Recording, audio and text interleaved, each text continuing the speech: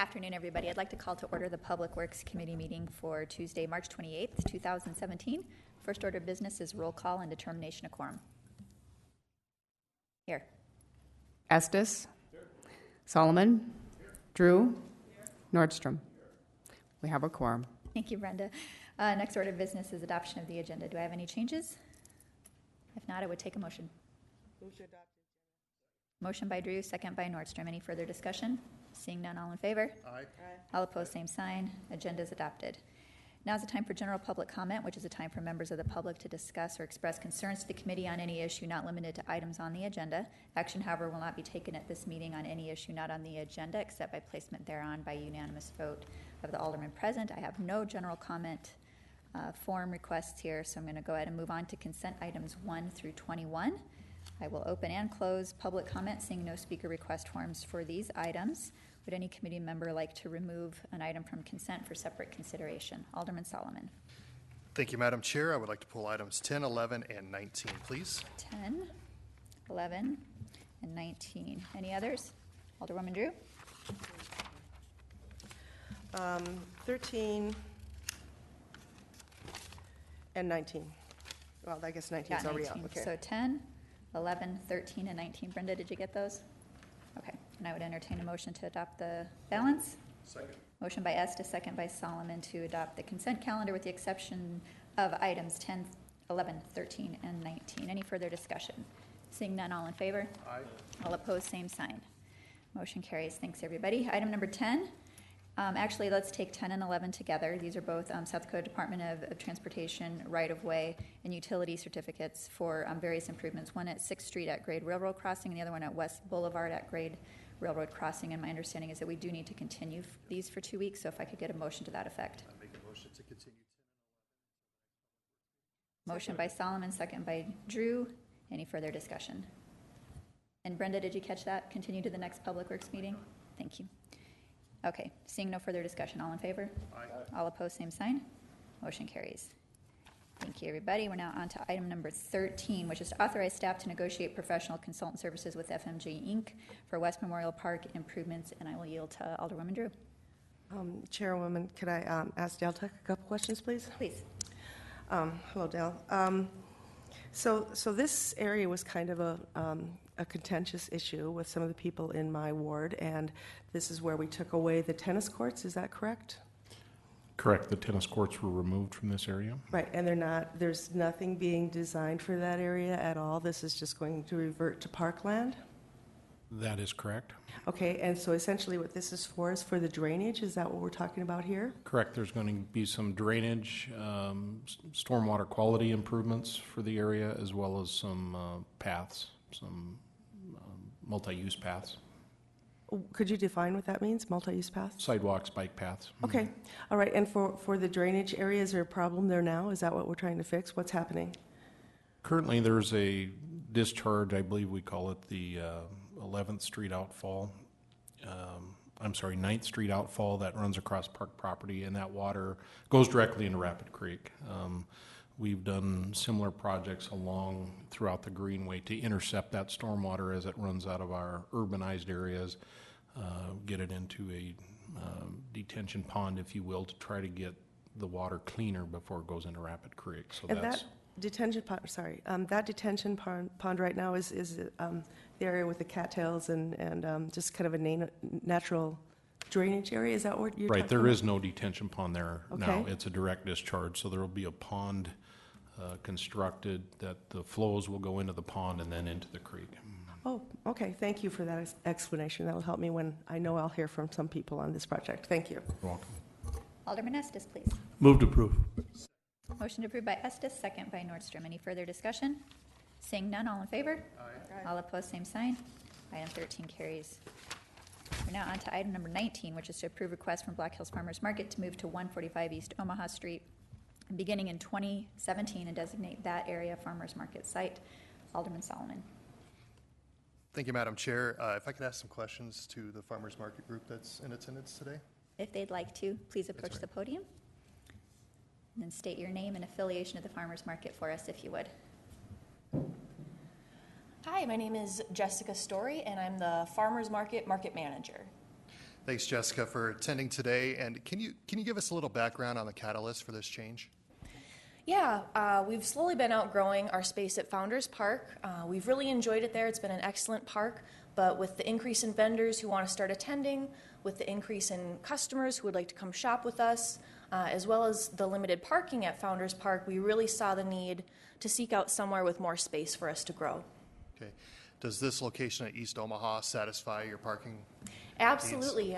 We've been working with parks on kind of figuring out how many parking spots we could fit, and I really think that it would be enough parking for us, and there also is overflow parking available with a nice, easy walk to get to 145 East Omaha.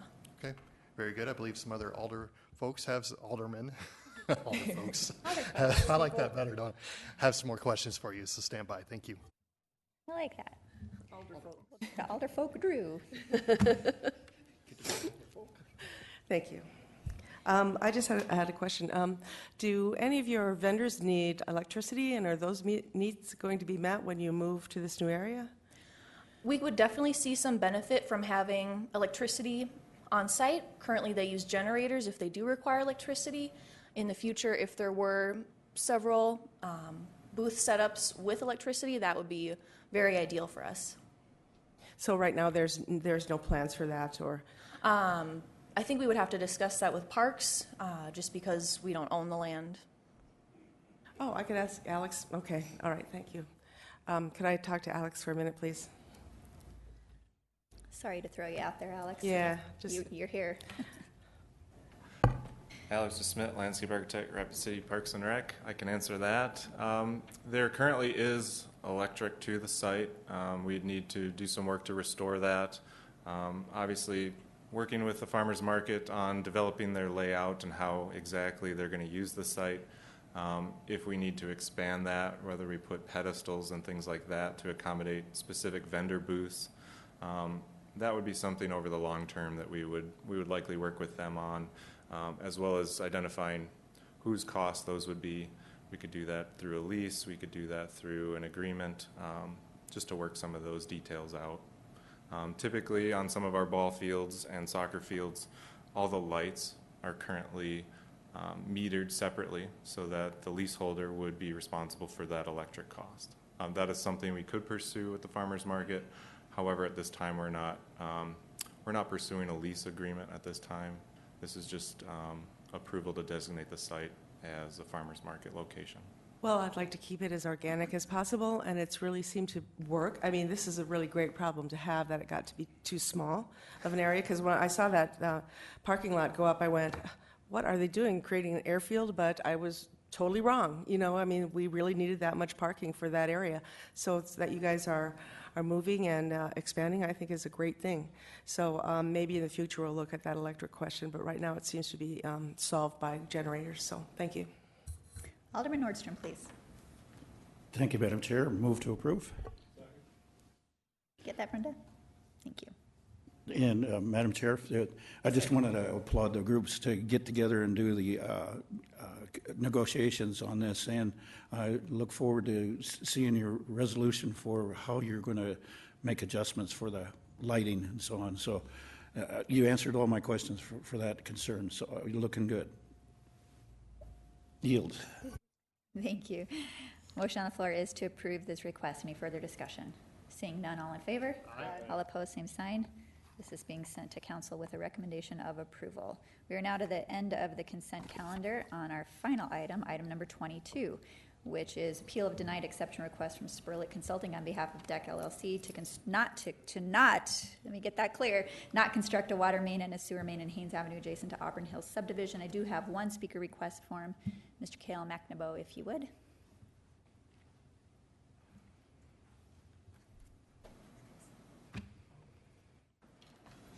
Yeah, my name is Cale McNabo. I own Sperlich Consulting. I'm the civil engineer of record on this project. I also applied for the design exceptions that were denied. And thank you for the opportunity to come forward and to play our case.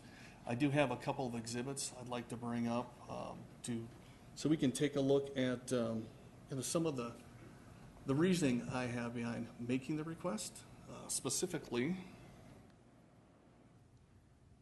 we can get that queued up. Here we go.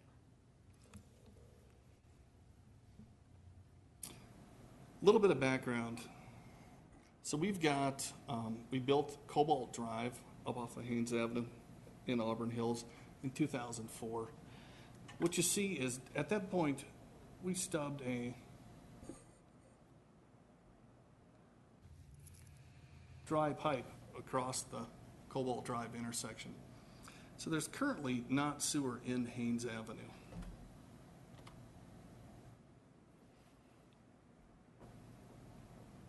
Bear with me a second. I'm getting a little rusty on this one. Can I advance to the next one? Next slide? Yep, next slide.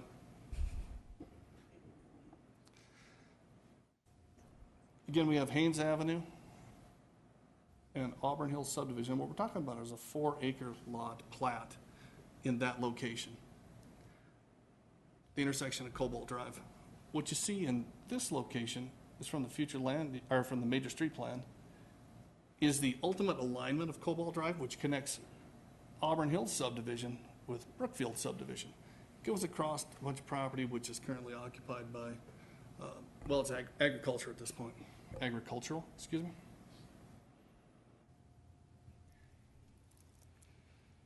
So the design exception that was requested was to not extend the sewer here and a 12-inch water main on the other side of the Haynes Avenue right-of-way in that location. Both of those exceptions were denied. So if I can lead you through some of the ideas I have.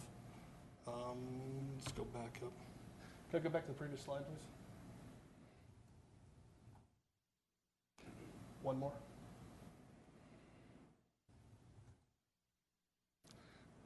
If we talk about the sewer outlet to this subdivision, what we're looking at is a dry sewer then. What we'd have to do is install a dry sewer from here to here. You'd be looking at approximately 3,000 additional lineal feet of sewer that would be required to ever put that piece of sewer into service. Now, who knows how long that's going to take to accomplish, but that's still approximately 3,000 feet of sewer that would have to happen for this piece of sewer main that would be installed as part of this plat to ever see the light of day. Otherwise, it's going to sit out there as an empty pipe in the ground and 2 manholes. A similar situation occurs with the water main. Right now, water extends down Cobalt Drive and comes across Haynes Avenue. We've applied for a design exception not to make this connection, to extend the 12-inch water main up Haynes Avenue to the property line. Now that's approximately 500 feet. You'll note that there, even if it were installed, there's no water in Haynes Avenue to tie into. That's approximately 1,800 feet down to Auburn Drive. So the point behind not installing the sewer is that it's not going to get used in the foreseeable future. The point behind not installing the water is that we're bringing a 12-inch water main to the city limits, but there's nothing to serve with it. No one's going to hook to the main. It's going to be live and charged, but there'll be 500 feet of water main adjacent to a quarry. The quarry sits right there. Can we bring up the next slide, please? How about the aerial with the blue on?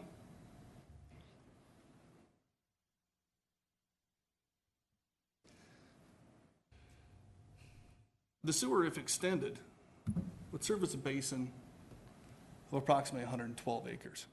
You'll notice the vast majority of that property on this side of the road is a quarry.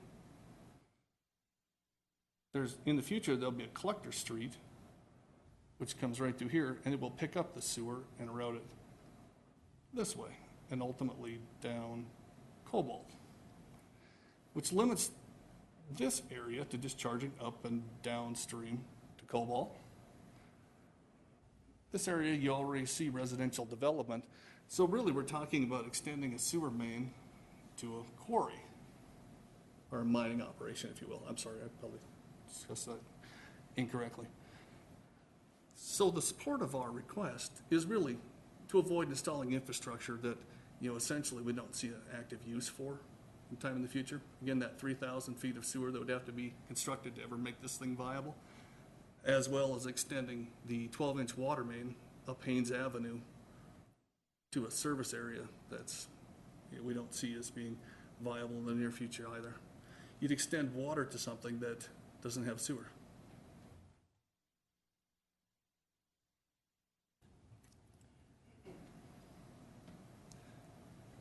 And with that, I'd like to answer any questions that you have, or if you have any questions of the owner, he is present. All right, thank you. If you would stand by, Mr. McNamara. All right, item number 22, I will turn it over to the committee. Mr. Estes, Yes, Dale, take some questions, please. please. I went to drive out there to look at the gravel pit, and my city councilman clicker for all the traffic lights in town didn't work, so I had to turn around. I didn't make it all the way. I had to turn around and come back to make the meeting. But what I was wanting to go out and just see, in my mind, the gravel pit, and see in my mind if I could ever justify that someday is going to develop. And then I see we're butted up against Meade County, and I don't know if we'd ever do it. But now as I see Mr. Kale's presentation as to where the sewer goes, wraps around the backside, his request for exemption in part makes a lot of sense. So makes sense to me. And then as I look on the east side of the road, that forested area where he said there'd have to be 3,000 feet, I guess I want to be, however I vote today, I'm going to reserve my right to change because I want to go out and see how many houses, but how realistic I think that somebody is going to develop that. His makes a lot of sense. So what is our basis for, other than the ordinance reading that they have to put this in, what is our basis for this deal? I'm sorry. Thank you, Madam Chair. The basis is future development. Developers are required to not only provide service to their property, but get it to the end of their property as well. So when the next person comes along, they don't have a hardship. They don't have to say, well, now I got to build 500 foot of water just to get to my site because the last person didn't do it. This city has been built on that principle that if you're developing property, you build streets, you build infrastructure to the end of the property because that's where you started from. You hooked on to where the last person left off, and you've got it. It's your responsibility to take it to the end of your property so someone in the future can have that same availability of infrastructure. I get that, but did I understand that the sewer would most likely wrap around the west side and come in on Cobalt and not along Haynes? As I understand it, I think Mr. McNamara was trying to illustrate that there's a collector road identified on the west side of that. So properties to the west of that and a portion of that quarry could gravity sewer to that collector, down to Cobalt, and then back to Haynes. The properties to the west side of that basin most certainly have to come down Haynes because that's the low point. There's probably a dozen different ways to do it, but without any development plan from the properties to the north, we've got to assume that our major transportation corridors are also going to be our major utility corridors as well. Could we put one of those, that map where Cale drew the circle, could we put that map back up? With the blue? What's that? With the blue area? Yeah, yes, please. Thank you. So, where is, okay. What does the sewer look like in Auburn Hills right now? Where does it go?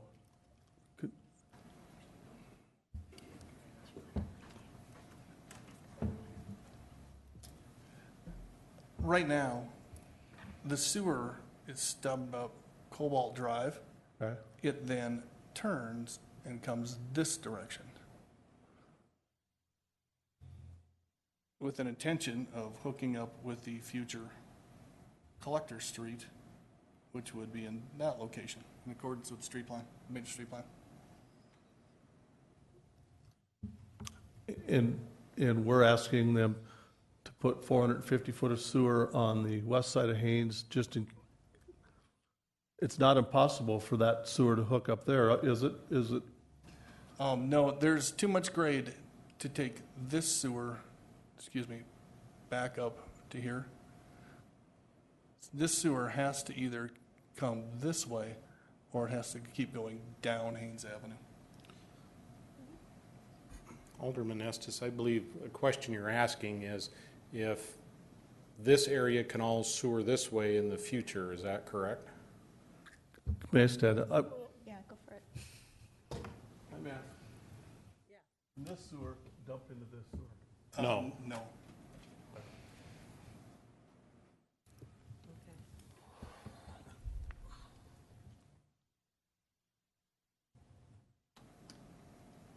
Let's talk about the water then. Let's review the water. Please show me what we're talking on the water one more time. There is currently water to this intersection of Cobalt and Haynes, and the water would be extended to the northern limits of the property that they're platting. Mm-hmm. That's the exception request that they have requested that staff denied. Once again, our reason for denial is you've got to get it extended to the end of the property. They're proposing to plat this final corner off here. As my understanding, that's the plat that's in the cause of this exception. So an effort for future growth in north of this property, that water main needs to get extended at some point in time. Per our subdivision regulations, it's required to do it at the time of platting.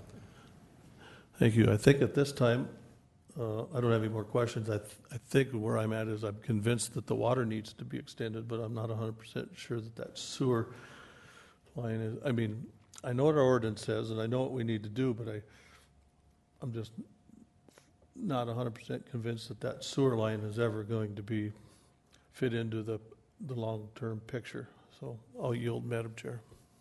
And while I'm waiting for someone else to jump in, if you two could debate this if necessary, and it may be just multitasking up here, but I thought I heard Cale say that there is no water line in, like, joining to where he would need to connect to. He'd actually have to basically be a water line to nowhere. Well, right now, there's 16-inch water in Cobalt, and there's 8-inch in Chalkstone. It just is terminated at this point because there's no water main in Haynes Avenue. So you see this water main, it all loops down these through roads. Except that it's terminated at a fire hydrant right there on the other, in the ditch on Haynes Avenue. So there's no infrastructure in this location. Okay. Dale, that's accurate, correct? Yes, that is accurate. Someday in the future, water will get extended up Haynes Avenue to tie into that. Fair enough. Mr. Estes. Thank you, Madam Chair, but if, I think you showed a 16-inch water main going across and going under Haynes, is that correct? Yeah, that's a 16-inch main. So what feet, where's that 16-inch main fed from? I mean, why can't we just tie onto where your pencil is, that 16-inch main and go up? Why 16 inch is big enough, isn't it, to If you bear with me for a second, that main actually might be 14-inch. I believe it is actually a 14-inch ductile iron pipe.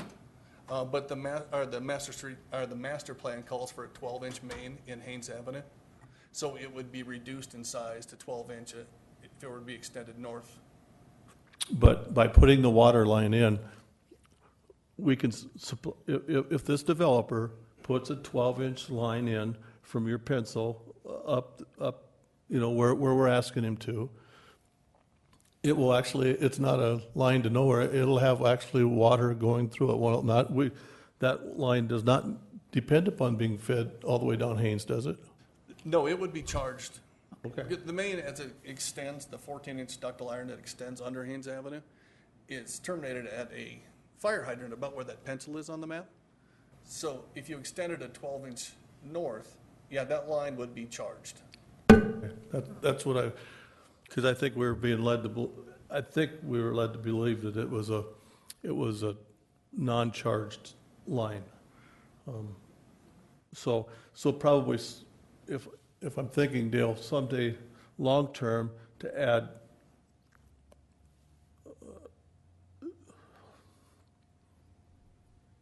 extra capacity, we would someday probably put a line down Haynes, but for right now, that 16-inch line going around to Cobalt would feed that 12-inch line. That's correct. Okay, so I guess the big deal for me is that it is a charged line for now. Thank you. Any further comments from the committee? I currently have no motion on the floor. Alderwoman Drew. Move to uphold the denial. I have a motion to uphold the denial. Do I have a second? I have a second by Solomon. Any reserves? They both reserve the right to change their minds. Any further discussion? Mr. Estes. I'm going to, just for the heck of it, vote against the denial, just because I think I would like to see this split. I think so, but anyway.